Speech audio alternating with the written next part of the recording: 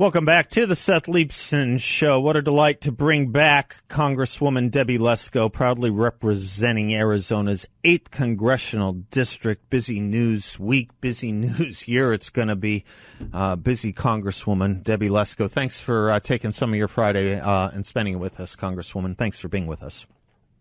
It's always great to be with you, Seth, and I hope you're having a good day and we'll have a good weekend. Yes, I think so. Busy is the first adjective. It must be for you, too. You've chalked up a few victories this week I want to talk to you about, particularly having to do with energy and H.R. 1, and we'll get to that in a moment. But first, thoughts on, obviously, the biggest news item of the week, the indictment of President Trump. Your thoughts, Debbie? Well, I think it's a continuation of the political witch hunt against President Trump, and it's all political. Democrats want to win and keep the presidency, and to me, that's what it's all about. Now, I may not have thought that years ago, but after I served on Judiciary Committee during impeachment, I saw firsthand how the Democrats work, you know, and how they, you know, you had the Clinton campaign, spreading around false information about Russian collusion. And then you had some bad actors in the FBI and DOJ pushing that agenda and forging FISA court documents. I mean, this, nothing would surprise me anymore. Right. It's really sad, but nothing would surprise me anymore. And when you have this Manhattan City DA who is going after Trump on an issue that federal prosecutors didn't go after him on, the Federal Election Commission didn't go after him on. There's something wrong here, and I think this guy is just trying to make a name for himself. And, I'm sure the Democrats are very pleased because in their view, they think that Trump is their easiest opponent, right? So I think this will help Trump in the primary, and and then we'll see what happens. Donald Trump has a way of exposing underlying corruption, underlying indictments, non-legal use of the word indictments, of the quote unquote system, the bureaucracy, the deep state, whatever the phrase one wants to use. And this is probably as good an example, as best an example one could show in sharp relief of how corrupt the judicial system has become. You sat on judiciary. You have seen, if you will, the judicial and the political being confused and weaponized by the Democratic Party to achieve means, or I should say, to achieve ends they wouldn't otherwise get through the political process. That's what we're seeing here, isn't it? The use of the judiciary to achieve political ends, right? I believe so. That's a corruption I believe in itself, that's what's happening. Yeah. And I do believe it's a corruption, and it's sad because before I went into Congress, I just assumed that everybody that worked at the FBI and Department of Justice were there for justice, and not all of them are. There's a lot of people I'm sure that are working hard on behalf of the American citizens, but there's some bad actors that have political motivations that are working with the Democrats, and they just can't stand Donald Trump. I mean, it's like an obsession with some people. It's so emotional to some people that they want to take him out. And when Nancy Pelosi sits there, what was her tweet? Something about, oh, yeah, he will have the chance to prove his innocence. Yeah. Innocence, which she's kind of forgotten. Yeah. Thousands of years of jurisprudence. We're supposed to be innocent until proven guilty here. Although, it's very indicative of what she believes in, right? This is what she believes in. I mean, she changed when she was Speaker of the House. She changed so many rules, hundreds of years of precedent, and just bulldozered over Republican rights when she was there. And you saw it. They did 2 impeachments against Trump. They did this January 6th committee, which was made for TV show. And I'm telling you, it's all about the elections with these people. They play to win the elections. Yeah, and I think one of the lesson we're drawing is that we better pull up our socks and learn to play as hard as they do. Within obviously within the norms, but that is the funny thing is we were called, or Donald Trump was called, the norm buster, all the while they break every norm we've known, not just for 236 years, but when you see posts like Nancy Pelosi's that the criminal justice system gives the defendant the right to prove his innocence, thousands of years of norms they've broken up. We'll take a quick commercial break, talk about some victories we've had this week, thanks in large part to your work, Debbie Lesko. Don't go away, folks. We'll be right back.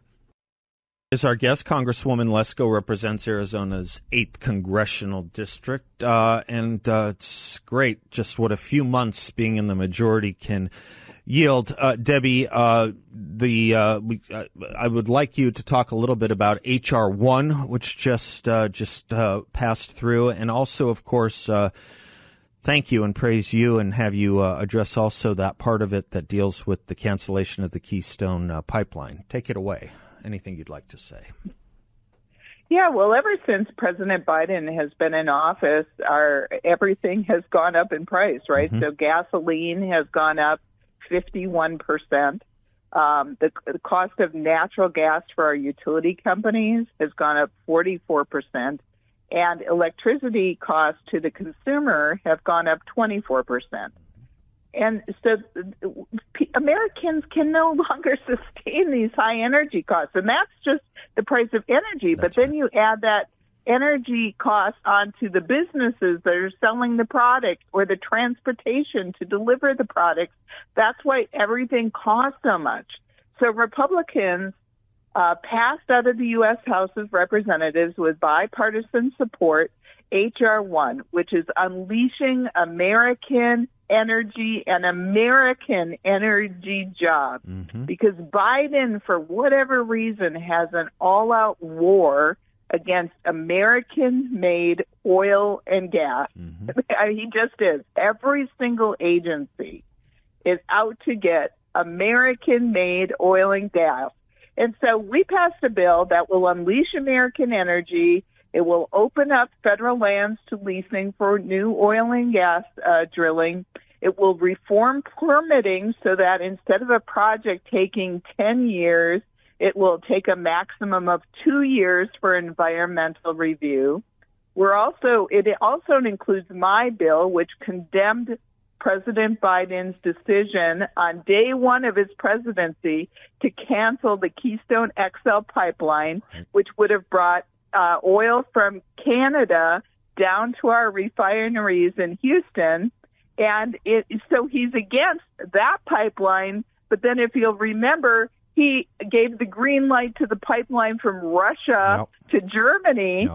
So it's not that he's against pipelines. He's just against American pipelines and American jobs. And so we, as Republicans, we number bills as far as the priorities. So H.R. 1 through H.R. 10 are our top priority bills.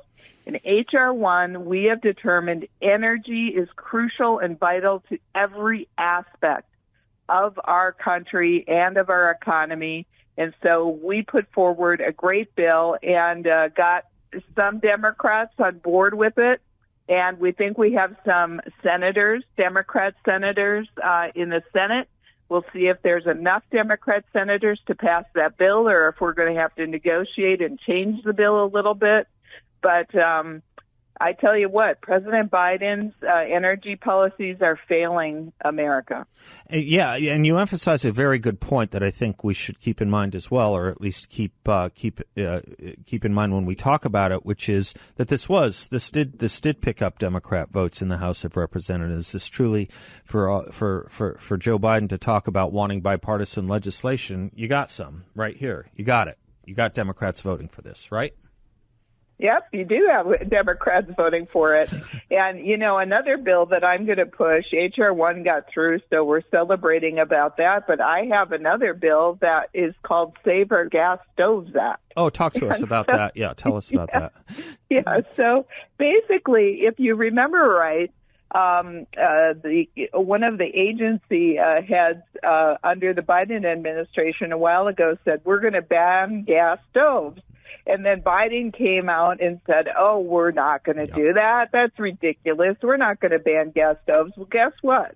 His own Department of Energy is proposing a rule that would ban 96% of existing gas stoves. Incredible. And again, this is another example of their all-out war against American-made natural gas, because they're trying to ban it from every angle. They're like, okay, if we don't have any appliances, if we don't have any water heaters, if we don't have anything that can be sold that requires natural gas, then, we can end natural gas production in America. And it's ridiculous, because American-made natural gas is the cleanest natural gas in the entire world.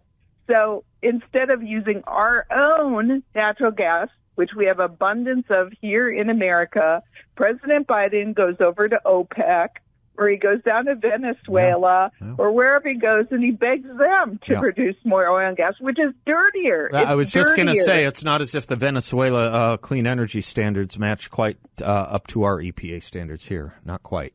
No, not. This guy makes no sense. And a bunch of the Democrats, they're all on board with President Biden. But what's promising is there's a growing number of Democrats in the U.S. House of Representatives, not a huge number, but a growing number, that are starting to listen to Republicans and vote with us on this H.R. 1, but also say we need permitting reform, because their priority is the wind and solar, and they're seeing some of their wind and solar projects are hung up because the permitting takes 10 years, you know? So that's their motivation, is they want permitting reform for solar and wind.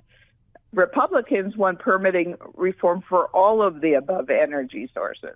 Debbie Lesko, do you think we're picking up a few here and there on the illegal immigration and border issues as well? It seems occasionally we'll see a congressman out of Texas join us once in a while, huh? Yes, we have a couple. We have a couple Democrats from Texas. Henry Cuellar is one of them. He was with us on H.R. 1, I think. Yep. Yeah, he was with us on H.R. 1, and he agrees with us that we need to secure the border. That's another bill that actually one of my bills already got through the Energy and Commerce Committee, and it would use Title 42, continue Title 42, but not for COVID reasons, but because of the fentanyl drug crisis reason, because that's a public health crisis, it is. Right? You bet. And so we can use that. So that got out of committee. We'll see if that's going to be brought to the floor.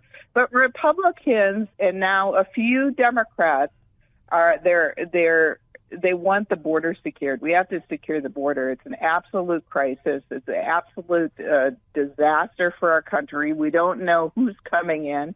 And quite frankly, it's scary when you hear from the officials that they're not even vetting. They're not even vetting the adults that these kids are being sent to. So these unaccompanied children, who knows who they're being sent to? Probably, they're being sold into sex slavery. Yeah. Well, Debbie, good work this week, good work this session, and look forward to visiting with you again as we chalk up more and more victories for the American people. Thanks for doing what you're doing. Thanks for being with us this Friday. Appreciate it very much. Thank you. You betcha.